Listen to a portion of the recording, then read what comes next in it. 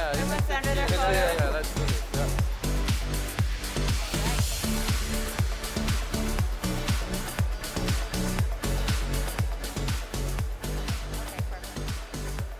Okay.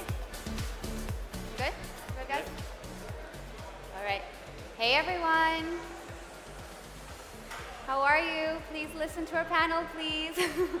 All right, my name is Ornella Hernandez. I am a journalist in the Web3 space, and we have an exciting panel called The Future of Fashion Retail, Navigating Web3 and the Metaverse. I'll briefly just go through my panelists. I know you guys have already been up on stage, most of you, but we'll do some quick, brief intros. So starting with Amber Park, the CEO of Play, Pop, and Go. If you could just tell us a little bit about it. Yeah, so my name's Amber. I started my career in the Web2 and IRL space as a creative director in the music industry. I've done everything from designing album artworks, album packaging, merchandising, designing live shows, directing music videos, signed as a commercial director to Ridley Scott Creative Group, have creative directed campaigns for like Camila Cabello, Lil Nas X, Katy Perry, Sabrina Carpenter, Ty Dolla $ign, the list goes on. Crossed over my journey into the Web3 space, was a co-founder on a project called I Like You're Weird, and then more recently this year launched a solo endeavor called Play Pop Go, which is an IP-driven multi-hyphenate omniverse, and we kind of focus on digital identity, digital fashion, physical streetwear, toys, digital experiences, and IRL immersive activations. Okay, awesome. Yeah. And next, Julian, yes, co-founder and CEO of Black Paris. I'm Julian. I'm the founder of Black Paris. I love design. I've been involved in the design and in the entrepreneurship for a long time. And I just did the introduction. So. Okay, no worries. And next we have Simon, who is the founder of Maison DAO and XAI Drip. Yes, thank you very much. So I started my career in a streetwear store around 10 years ago. And then I moved 5 years ago into technology, so I'm connecting both worlds together, focusing on marketing of independent designers, creation of new brands, both IRL and in the metaverse, and of course in creating amazing events. And I'm very happy to participate in the Blockdown Festival this year with our physical show later on the catwalk and the digital show tomorrow, and collaboration on the after party. So you will have definitely a chance to see some very cool stuff from us today and tomorrow. Awesome, looking forward to that. And last but not least, we have Constantino, the founder and CEO of NTZNS. Can you tell us just a little bit about NTZNS and what it is? I'm Constantino Roselli, founder of CEO of NTZNS. NTZNS is a metaverse creative studio, marketplace of fashion, and also immersive experience studio. Okay, awesome. So I want to start off by just asking you guys if there was a defining moment or anecdote that you can share with the audience of what made you decide to want to work in the blockchain and Web3 space. Was there maybe some, yeah, Julian? For me, it's purely the aesthetic, the design.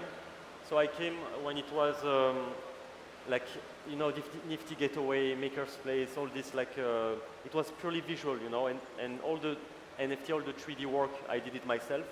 You know, I do the 3D myself of the... So for me, it was more like a good opportunity for me to introduce black art and aesthetic into a new community, you know. So that's really how I get into the blockchain in the beginning. It was through the Web3. And what does that mean to have black art? How is that movement defined? So in the beginning, people was collecting art in the NFTs.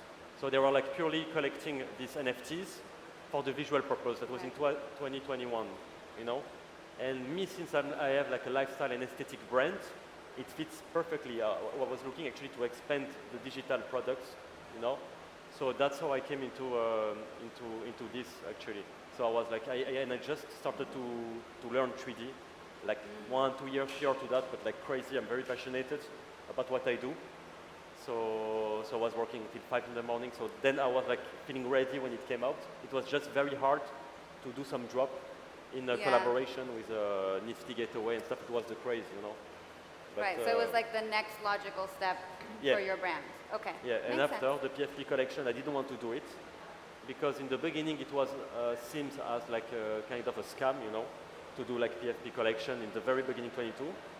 And then when I understood the power behind it to link it to the membership, to the core business of Blvck, then I found a useful way to use it for me. That's how I came up to this. Awesome. And then Amber, what about you? Is there like a defining moment that made you want to get into Web3? I think for me it was like this really cool serendipitous accident getting into Web3. I think for me being like a Gen Z Asian female creator, like a lot of times your stories don't really get seen or heard, and the fact that now there's this kind of platform where there are no rules, and it's kind of like Instagram or social media, you write a thought or share a thought and you can attract like-minded people to build an audience, or in this case to build a community. And for me, I thought there was this really incredible like fluid opportunity to be able to tell a story from a very first person perspective and like in real time gamify that storytelling and share with people. And for me, I do think like even though a lot of like I guess my daytime job comes in a very traditional medium, it's very cool seeing the impact of technology and innovation as well as like social media of how you can now build these immersive experiences that are extensions of like internet culture and like social media now with like collectibles or any like transaction that you kind of identify, whether it's fully creative or fully more of a data thing. So for me, I was like, oh wow, this really cool opportunity to now share my art, but not just share a drawing or a character, but now attach a whole story in the form of transaction or community and have that kind of freedom of imagination and interpretation.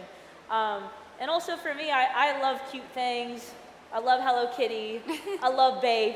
So I was like, what does Babe or Sanrio look like in 2023? I think it's such a fun space, so yeah. Love that. Okay, and then what about you guys? Do you have any stories that you want to share about how you got into the space? I think, in my opinion, I was a part of the blockchain development agency around 5 years ago, and we were launching a story-driven game based on NFTs already. And in this game, it was possible to purchase avatars. It was like fancy robots with different styles. And then I kind of realized that the work that I was doing with streetwear and fashion in the real world could be applied to the digital world, because when people are spending 10K or 15K for a robot avatar, they will also pay to dress it well, right? Like that's a combined package. So that was one of the moments when I realized that this experience I can actually express myself even better with doing the digital art and digital items myself. Okay, and Constantino? What was the question? Is there a defining story or moment that made you decide to get into the Web3 space? Jump on this business. Yeah. Okay, so yes, that moment came when I saw Matrix, the movie, and then I dedicated to build it. Okay. Because I like to jump in, I like to watch movies, but I like more to be a part of it, and I like to evolve, to participate in an evolution. I mean, what we do right now is a repetition of what we have. So I would like to move forward and to do more. And I think that people also ask for this, but they don't know how to do it. So this is why we are here. This is our responsibility to change things. Okay, awesome. All right, so I have a question. I'll start with you, Simon, but anybody can chime in if they want to answer. So I wanted to ask how, when we dress up, like when we get up in the morning and we decide what to wear, I base it on my mood pretty much and maybe what I have going on that day. But when it comes to our digital avatars, right, and digital personas in the metaverse or whatever other platform, why do we decide to dress them a certain way? What do you think defines our virtual fashion styles? I actually love this question because in the thesis of Maison DAO, our digital fashion collective, we sort of have the idea that people are expressing their identity. And according to the studies, for Gen Z and younger generations, digital identity is more important than the real world one. Right. They care more what people say about them on Instagram or TikTok than what people say them in the real world. It doesn't matter because it's only a few people that hear it. But on social media, the reach is, it could be thousands or hundreds of thousands of people that will get the story. So I think this is one of the ways that people can express their digital identity, either through AR filters, right, augmented reality filters on Instagram or Snapchat, or actually dressing their avatars for the Decentraland or other big platform. Yeah, definitely. Amber, maybe you want to chime in on this and like the digital identity aspect. I know you spoke about it in your talk earlier. Yeah, I mean, at the end of the day, I do think like as humans, we're always trying to drive ourselves as like the main characters of our own story, and with that as expression. I think fashion, whether you are a very creative person or you are very stylish or you're not, Yeah. I think subconsciously how you present yourself visually is an extension of your emotions, how you want to be represented or how you want to be identified with, or even on a more darker side, like the kind of insecurities you're dealing with. You're trying to put together an identity of how you want to be projected out, or the kind of story you want to tell in this very instantaneous way. So when I think about like digital avatars, like I think about ecosystems that we have seen that are not Web3 native, just any video game. You probably spend the most time creating your character or picking a character and then creating that username and picking all the accessories. Like I probably spent the most time in Mario Kart picking the car, picking Mario or Peach and all the extra things. And it's how you want to identify. I think humans, we are social creatures and we're also narcissists. There's this ability of how we want to be perceived and connect with others, but how we want to represent ourselves. Yeah. And so when you think about digital realities, we spend so much of our physical existence online, social media, shopping, how we consume news and media. So now we obviously want to personify ourselves, and now it's a no-brainer that fashion's that next step of, okay, how am I now identifying myself in the quote-unquote metaverse, or even on social media, how we build our profiles, how we, build brands and strategy, how even all our fucking press photos up here, how did we come to this conclusion of how we want to be identified and perceived?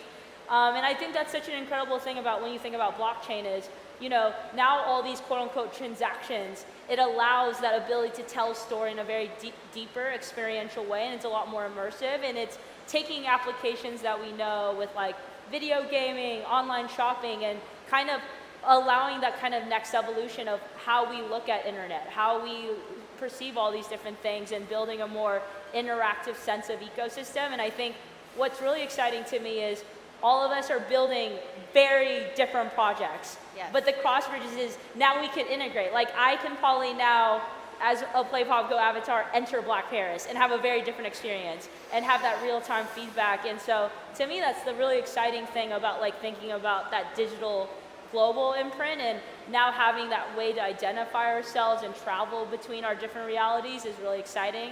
And so I think a very traditional medium like fashion, it just makes so much sense to live in a digital way. And now there's so much more potential that you can express in fashion in the digital age with like augmented reality, different ornaments, costumes, and all these things that maybe some kid at home cannot afford when they go to like Zara or H&M, or even when they go to Balenciaga, they can't afford that. But now they can create that type of aspiration and lifestyle and culture at the comfort of their own home. Yeah, no, I love that. Those are good points. And what about you guys, Julian or Constantino? Maybe do you think that our digital identities could ever become more important than our physical ones when it comes to how we express ourselves in fashion? I'm not sure about that one. I do think that I agree with what Amber said just now about this identity that you have. So for me, like how it's going to evolve, it's more like you own a piece of a clothes, and automatically it can be like translated into a video game or into whatever game marketplace you are present online. So this is this aspect of you are part of a community behind the brand. You want to show, I don't know, a logo. Usually we saw, like even for black, the most popular items are the one basic with a big Black Paris logo here on the top. That's what works. So people buy it because they want to show they belong to some kind of category, So this is definitely something that I can see on the digital, because it's not for the comfort, it's to show the brand. That's why you pay and you don't buy something simple without a logo at Zara, you know what I mean? Right, for sure. And what about you, Constantino? Do you think that our digital identities could ever become more important than our physical ones? I believe that when the people join the digital world, the virtual world, and they build their own avatar, they understand that they have much more possibilities. They can go there. You know, everyone in our head, we have more than one personalities. But right now with avatars, we can put every personality of each one, and we can create more than 5 avatars.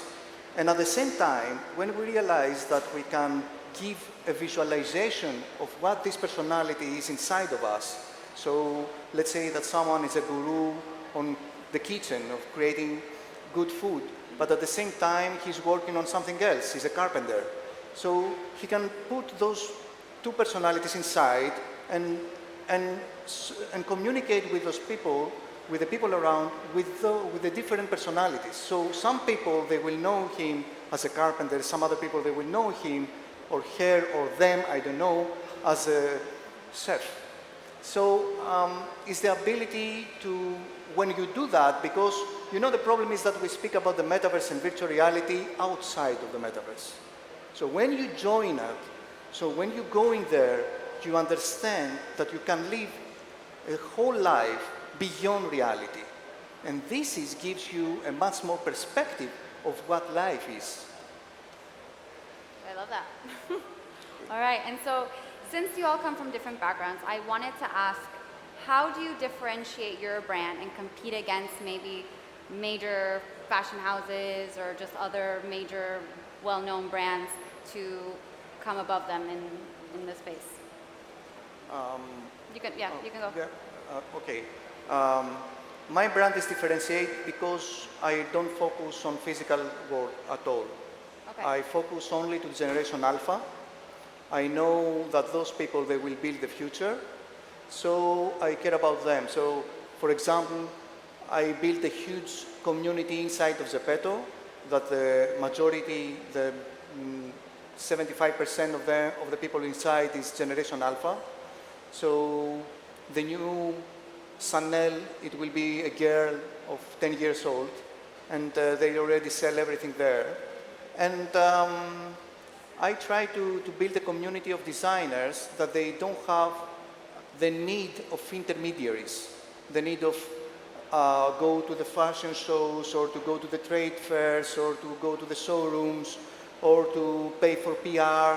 You know, the ability to go to the States and talk direct to your customer and co-create with them, it's amazing tool. And I help those people to do that. So you think it's not that necessary anymore to have that whole, I don't know, PR show and physical shows and travel and I fashion didn't say circuit? that it's not necessary. I said that for Metaverse, when you join there, you don't need it. Right. So I did a speech 1 month ago, I think, and I speak about how the Fashion Week is today. Mm-hmm. So the difference is that in the Fashion Week inside of the Metaverse, there is no chair because nobody's sitting around a catwalk. So the whole Fashion Week is about media and the fight of people who is going to sit in the front chair.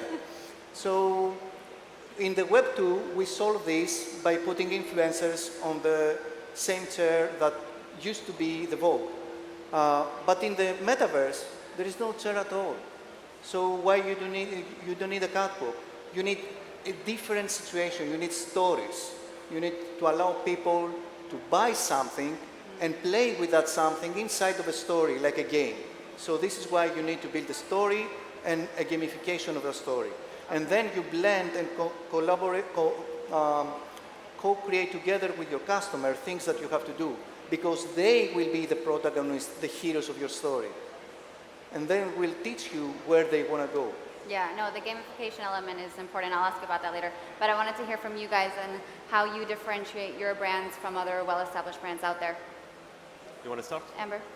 I mean, I will say this, like, I think for me, when specifically with Play Pop Go, it came from a very personal place of kind of just my childhood dream. Like, I will be the first one to confess I might be wildly obsessed with Hello Kitty, and so it's been such a childhood dream of mine to be able to create that magic that I felt with Hello Kitty, or even the magic you feel when you walk into Disneyland. And so for me, it's never been about how do I compare against other business models? How do I compete with other brands? It's more so, how can I use the resources around me to tell the most authentic story and put my dreams out there into the real world and hopefully inspire other people. And I think for me, obviously, there's a lot of reference points of when you see Mickey Mouse, you see Disney, you see Hello Kitty, you see Sanrio, you see Nintendo, you see all these incredible IPs. And for us, like with Play Pop Go, what we're really trying to do is building that same universe that I fell in love with as a kid. I always am on a fully creative level. I think art and creativity is the greatest way of bringing people together and bringing a sense of joy. And I think, especially when you think of tech and innovation spaces, we're very consumed with financial models, the financial return, what is the end result, that we often forget about the human side of it. And that's real emotion, how we interact and how we connect with each other. So with that, like, for me, it's like, how do I redefine utility to be based around these very grounded human principle things of joy, a sense of belonging, and feeling a sense of love, that you walk into Disneyland and you spend however much amount of money, or you make a whole trip out of it for many years to save up to experience that. But how can I now provide that same type of bliss and opportunity to someone in maybe the middle of nowhere who can never have access to that? Yeah. And how can you gamify that in a very Gen Z social media way? So for me, it's really just like, I think there's this incredible opportunity in Web3 for creatives and young creators, or even creators from any backgrounds, to really be able to unapologetically be yourself and just tell a story and really look at it as a blank slate and kind of create your own experience of how you want to share that with other people. Yeah, and what about you, Julian? How do you compete against other established streetwear brands out there? So actually there is like different way that we do so. So the first one is really by the concept itself of the all black everything. When I entered into the market, it was really like new. It was 6 years ago, something like that, 6, 7. And it was like, nobody was doing like the all black everything. Yeah. There were some other brands calling themselves with black and stuff, and they sell some red, but nobody like respected carefully this concept of all black everything. So that's like the first aspect. And then it's very important, but I securized a lot of handle, username, you know, to be able to be seen as the big one. Because there is a lot of newcomers that came into the market that defined themselves as the all black everything, but they all died at the end. So I bought black.com. We bought as well the black at BLACK on Instagram, black with a V2. So we acquire all the domains, and on the legal perspective, we are trademarked like everywhere in the world, specifically by country. So you cannot trademark concept, but you can trademark a branding, and that's what people notice at the end, you know. It's the branding and the marketing really that. Yeah, that's really how we differentiate ourselves. It's really with the marketing that we provide, that we do. It's very consistent in 6 years. You can see the Instagram feed. It's always like the same kind of vibe on the website everywhere. So I would say this consistency, you know, over time, that's something else that we differentiate ourselves with. And what about you, Simon? How do you compete against other established brands out there? So I think in our case, what I was trying to focus in the beginning stages of Maison DAO was to find in our for our collective to find people with experience in fashion that want to enter the digital world. So we have a lot of people that are pattern cutters, right, that were creating stuff for, I don't know, royal family or for big brands that are bored with this regular life, right, and they want to enter the digital world. And that worked kind of well. Now we are asked for collaborations. There is a jewelry company that wants to create diamonds and watches collection, and they love our designers, right? Also, I really wanted to build a very diverse community. So what does that mean exactly? I mean, really in the modern thinking social aspect, right? So it's really, I think, more than 80% women, I would say. Then we have people from all over the world, really, like from all over the world. We have people from South America, from Africa, obviously from Europe.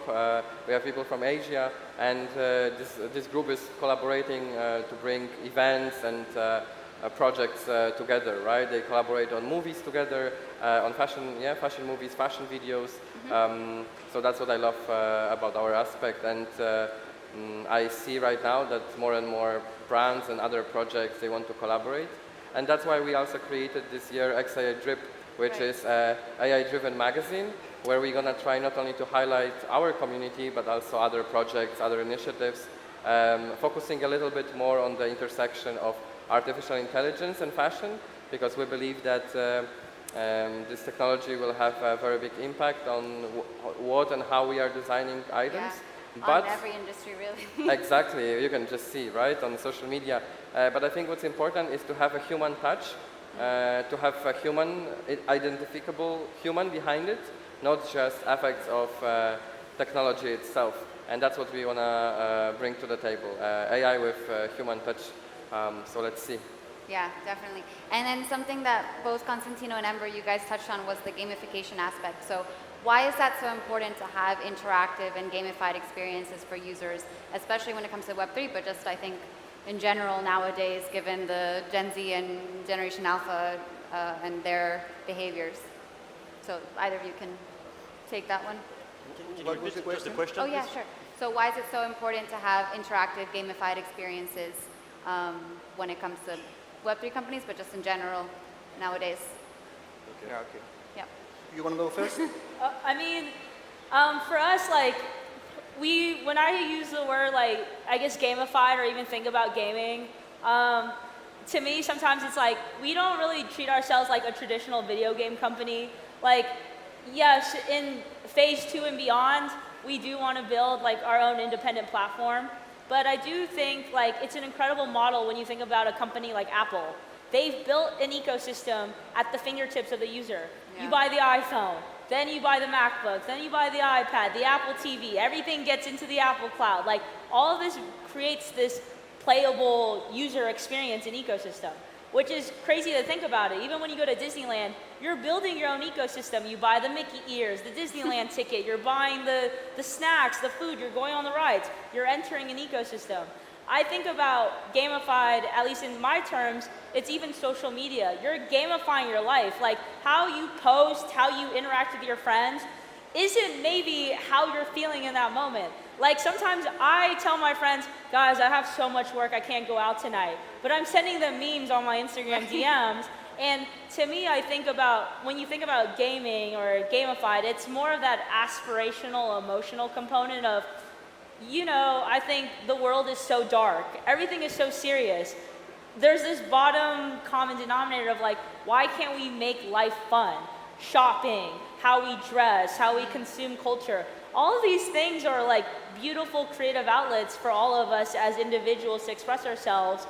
And so for me, when we think about Play Pop Go, our ecosystem, and gamified storytelling, it's we want users to drive the experience. We want them to collect, buy, shop, customize in the way they want to feel, that's authentic to themselves. And at the end of the day, we want them to be able to, you know, in a very idealistic way, have a smile on their face and really find fun out of life. Like, why can't our lives all be a movie? Like, I feel like me and my friends are like, oh, life's a movie, like, this is crazy, and all this stuff. And, like, even when we all go out, we're like, this is so fun. But, like, in this very existential way, like, you know, at least for me on a very personal level, I learned in a very traumatizing way last year that, you know, you have this one life, and I do think that all of us have life purposes. And I think, you know, obviously the work we do is very serious, and education and accessibility and tech innovation especially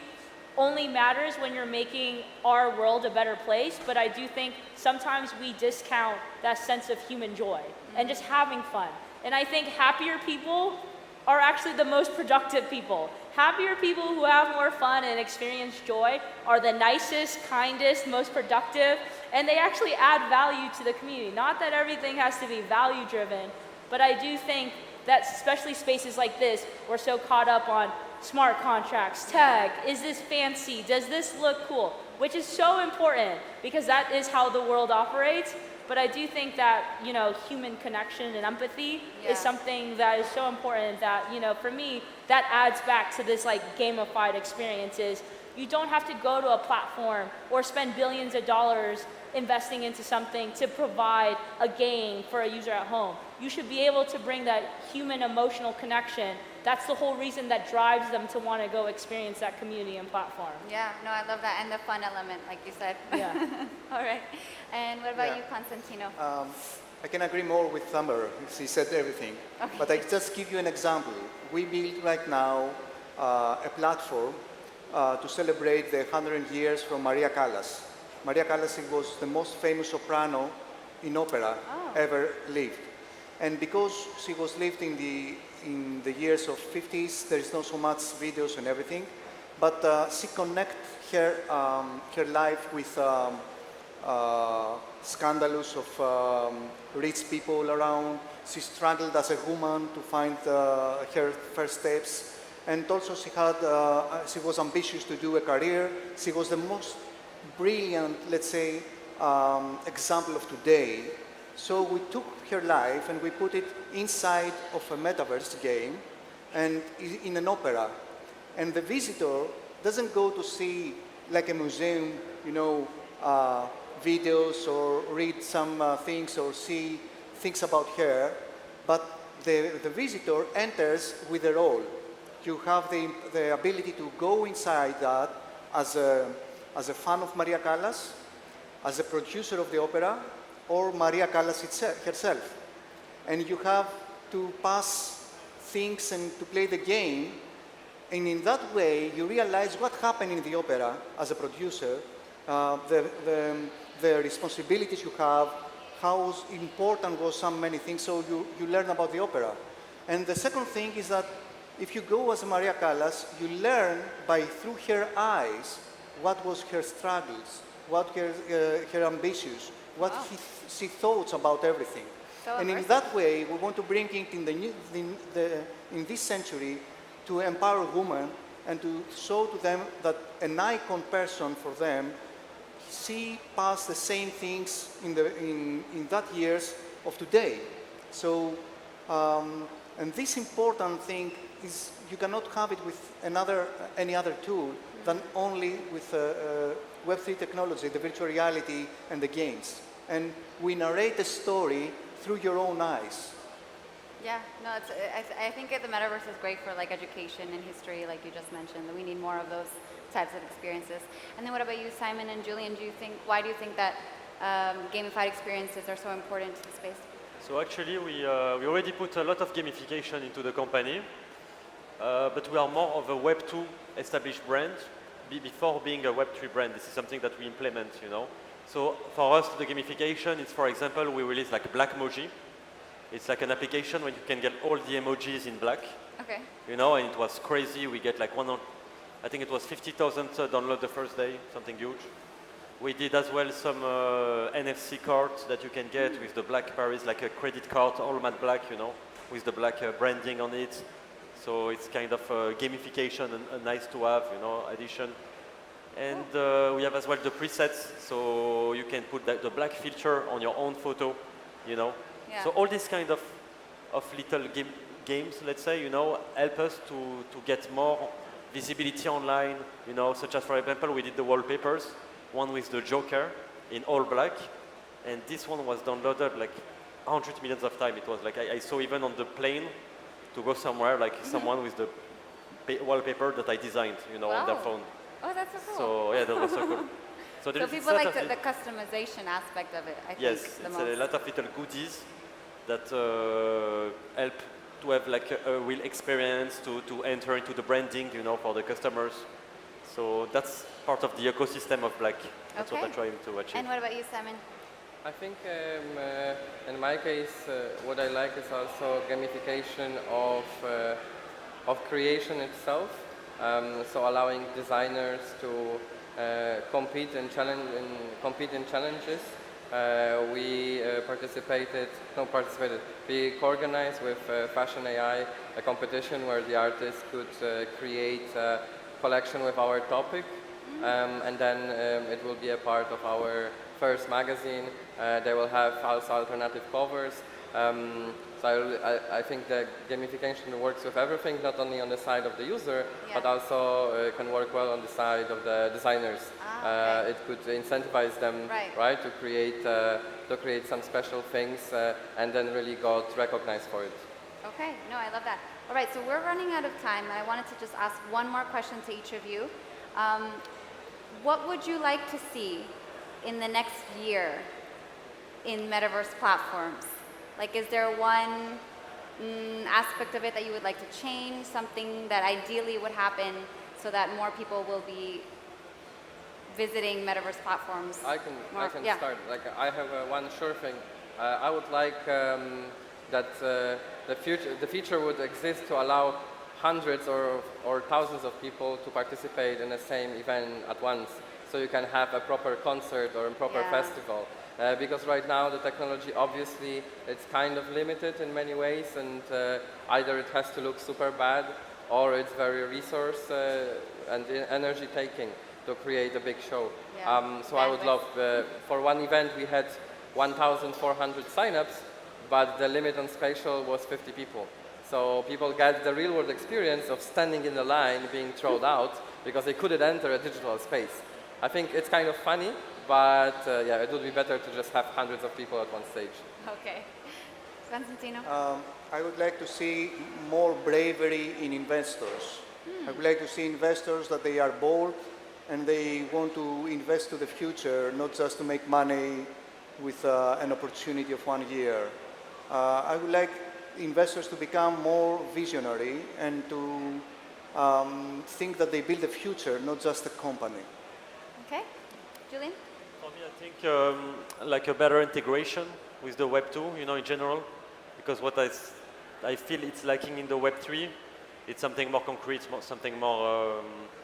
Usually, the Web 3 companies are purely Web 3, you know, and it's rare when the Web 2 and the Web 3 are really well connected together. Yeah. Especially for big companies more that have synergy. Yeah. Okay. Exactly. And Amber?